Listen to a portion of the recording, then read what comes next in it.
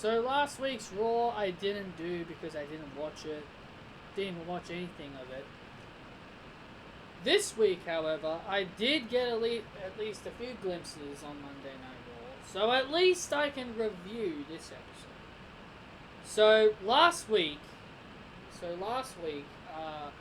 we saw the end of the Liv Morgan-Lana situation, which I'm very thrilled about, by the way. I'm very thrilled that that little rivalry is over with. And we also got the return of Ruby Riott. And I'm very happy that Ruby Riott and Liv Morgan are in a feud. I'm very happy about that. Because now Liv Morgan can finally be taken seriously. So anyway, that was last week. We're here to talk about this week. This week, we started off with the Monday Night Messiah. I don't even know why they don't even have a stable name yet. They don't have a stable name. And they don't even have, like... I feel like their stable name should be called the Messiahs.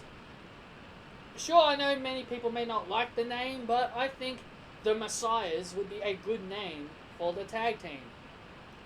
Because why should people continue to call them the Monday Night Messiah, Seth Rollins, AOP, and Buddy Murphy? Oh, excuse me, his name is now Murphy. Stupid. Hashtag bring back Buddy Murphy. Stupid. Absolutely stupid that they change Buddy's name. There was nothing wrong with his name. Curse you, Paul Heyman. Curse you. Anyway, so Samoa Joe makes his return. The Viking Raiders and Kevin Owens, they all stand up to the Messiahs, as I'm going to be calling them. Which leads to the big main event. So the first match we had was Becky Lynch versus Asuka. This was a very good women's match, as it should. As it should, that the women, get a lot of time. And at the end of the day, at the end of all of it, Becky Lynch delivers a rock bottom. I know it's called Manhandle Slam, but I couldn't help but to call it rock bottom because it clearly looked like a rock bottom. She delivers the Manhandle Slam to pin Asuka, so she didn't tap her out this time. Also, I noticed the referee counted pretty damn quick when Asuka's shoulders were on the mat. So last week the referee screws over Naomi when her shoulder was clearly off the mat, and now this week the referees count really damn fast when Asuka clearly could have had time to kick out. But no, the referee just counted super duper quick for Asuka, and so Asuka got screwed. In my opinion, she did, because referees aren't supposed to be counting quick. They're supposed to be counting, at a normal pace. They're supposed to be counting at their medium pace, not going really damn quick like this. Medium pace, referee. Stick to your pace. Don't count quick and don't count slow. It only makes sense to count slow. It only makes sense to count slow if you just got, knocked in the head. But if you're a fresh referee, you shouldn't be counting too quickly. But at the end of it all, Shayna Baszler. As I predicted, Shayna Baszler makes her debut and she attacks Becky Lynch. As much as I didn't want it to be Becky, as much as I didn't want Shayna to feud with Becky, it was so damn obvious Shayna was going to make her debut and feud. It was just so predictable. It was so obvious that Shayna was going to debut and feud with Becky.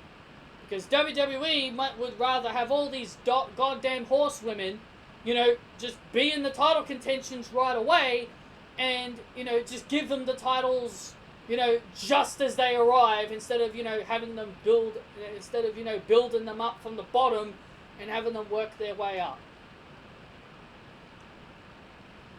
Ridiculous. Also, Shayna Baszler is now a vampire, apparently. She's biting Becky Lynch on the neck.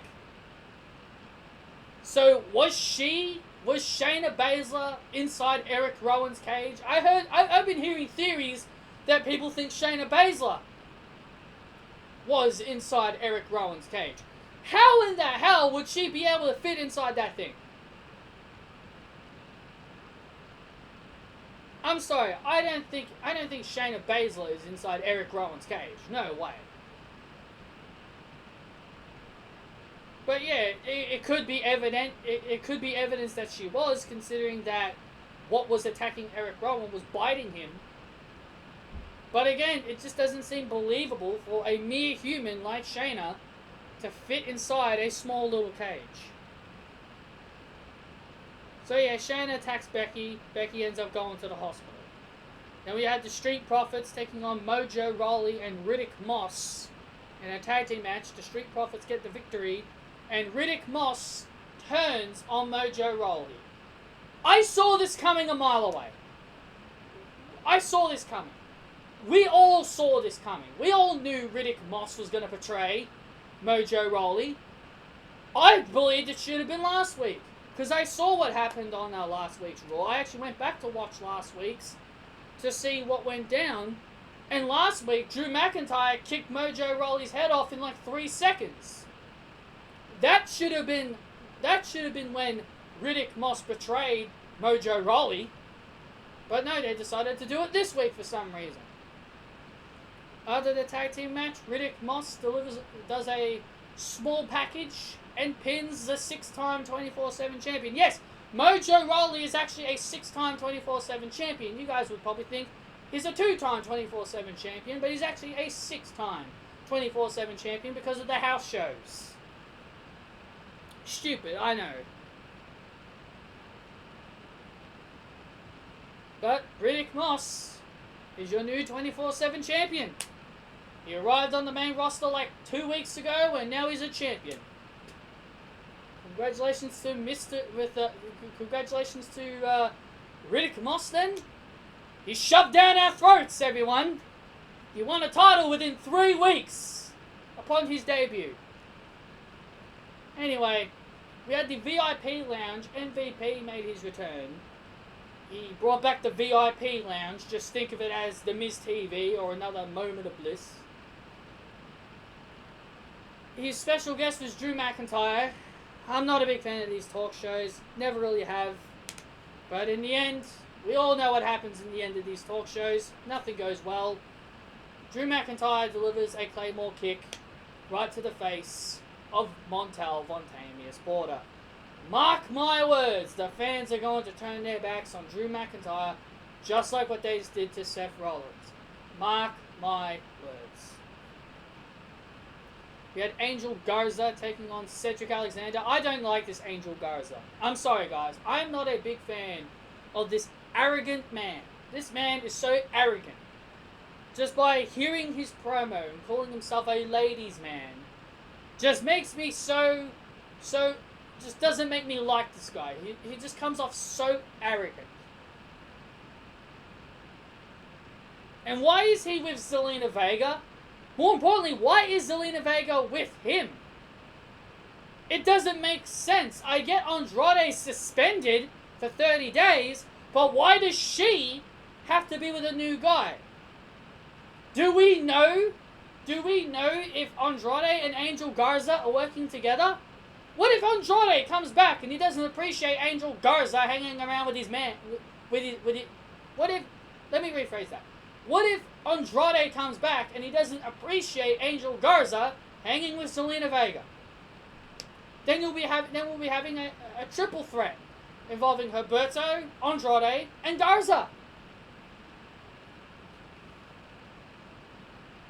I just think it's ridiculous.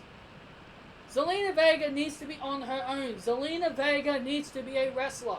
I am tired of her being a manager. This is not like a case of Lana. Zelina Vega can actually wrestle. She can actually wrestle. She can actually be a good help for the women's roster.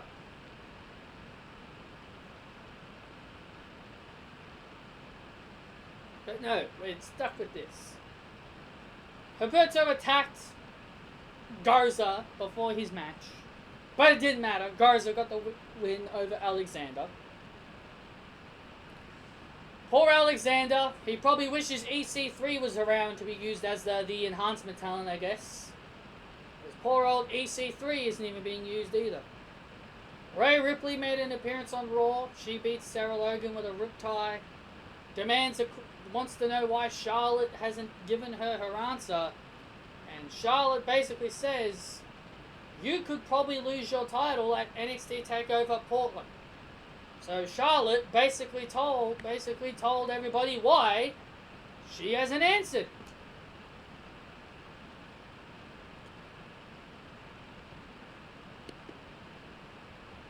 That's why she hasn't answered, ladies and gentlemen, because she's waiting until at the end of NXT TakeOver Portland to make her answer. Seriously, people just don't know what it's like to be patient, apparently.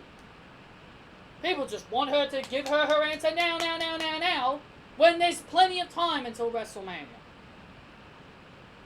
Sure, there's a point of, taking way too long, but this is perfect pace.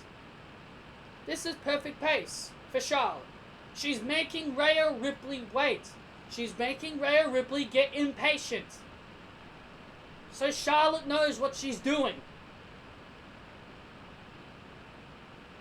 We had Bobby Lashley with Lana. He took on Ricochet, who was the #1 contender at the Super Showdown against Brock Lesnar. Ricochet got the win here, as he should, because he's the #1 contender for the WWE Championship at the Super Showdown. He should not be losing. So Ricochet got the win there. He defeated Bobby Lashley. Thank God this Bobby Lashley feud, this Bobby Lashley-Lana storyline's over with. Sure, they're still together, but at least we can all rejoice and finally be happy that this feud is over with. Also, they announced that Carmella's match with Bayley will be taking place on SmackDown, where a lot of people thought it was going to be taking place at the Super Showdown. Now, in my personal opinion, I'm glad it's not at the Super Showdown, and I'll tell you why. Because when they had Crown Jewel last year, the Saudi Arabians were like throwing water at Natalya, being very disrespectful. So I'm gonna stick by my claim. And as much as I wanted to see women compete in Saudi, I don't think Saudi Arabians deserve the women until they start, behaving. And honestly, the Saudi Arabians don't like women. So this whole thing with Natalya and Lacey was obviously just a one and done offer. It was just a one and done offer and never to be done again. So at least the women did compete there. So we don't need to see 1,000 more matches. We don't need to see more women's matches be in Saudi Arabia. They obviously just wanted to do a one-off match, and they got that one-off match, so we don't need to do it ever again. Did they go back to India? Did WWE ever go back to India after that match with Sasha Banks and Alexa Bliss? No. I believe it was Sasha and Alexa. No, they didn't go back to India after that, or whatever country it was they went to when Sasha and Alexa had that live event. They never went back to that. They never went back there again. They just want to go places just to make history. So Carmella versus Bayley doesn't even need to be at the Super Showdown. So I'm glad it's not. I know that has nothing to do with Monday Night Raw. I was informed of this, and I wanted to share my thoughts on it. Matt Hardy came out, got attacked by Orton, and people are making it sound like that this is the end of Matt Hardy. Honestly, I don't really care. I know Matt Hardy is a wrestler from the past, but he's nostalgia to me. So, he's nostalgia to me. As you guys know, as you guys have been noticing about me over the last several weeks, and ever since Edge has returned, I have been starting to grow very annoyed with nostalgia acts. So if Matt Hardy is truly leaving the company, I don't care. I really do not care if Matt Hardy is leaving WWE. I really do not care if he is. He can go to AEW and he can prove how useless he is there too.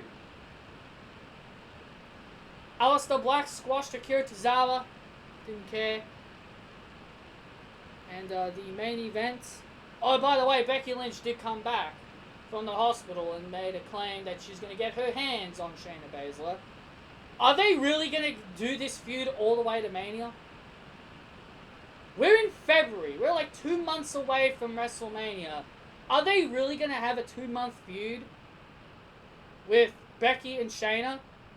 I really doubt they can pull it for that long. So I'm kind of surprised that they brought Shayna in this early.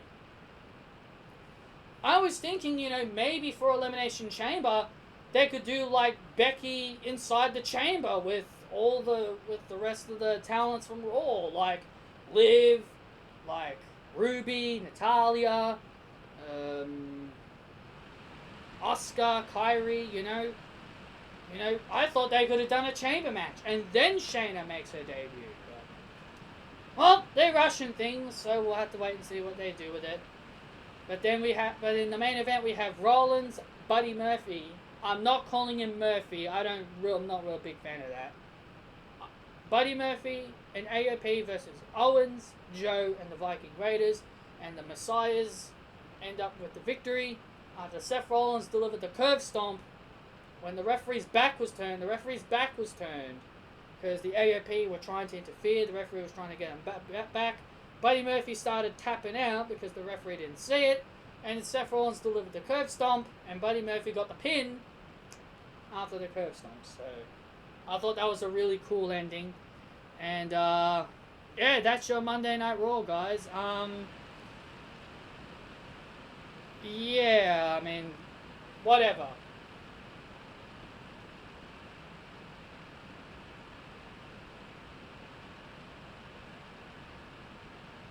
So, me personally,